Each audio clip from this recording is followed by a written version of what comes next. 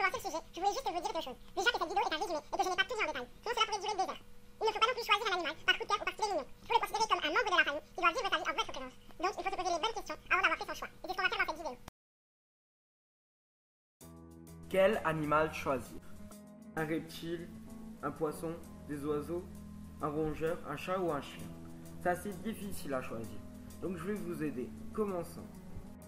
Un chien est parfait si vous voulez un animal qui fasse partie de la famille, si vous avez les moyens et si vous pouvez le sortir 3 fois par jour et le nourrir tous les jours.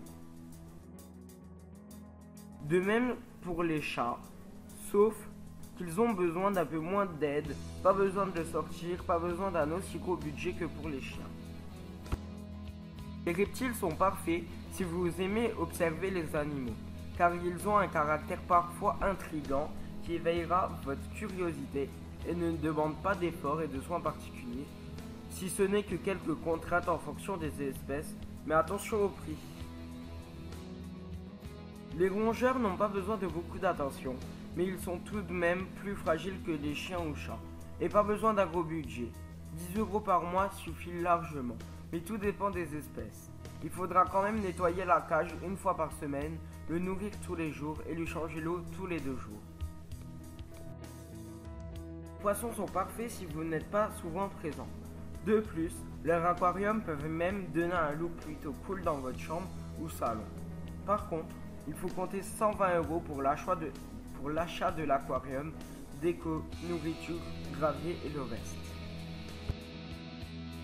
Les oiseaux répondent à votre besoin si vous avez un bon budget et que vous aimez leur façon de communiquer et passer les émotions. Par contre, attention au bruit. Si un de ces animaux vous correspond, renseignez-vous encore dessus avant de franchir le pas. Sa nourriture, sa cage pour ranger les oiseaux, bref, vous m'aurez compris.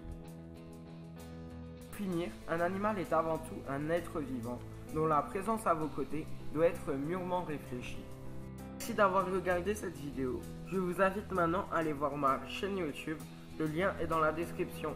A plus.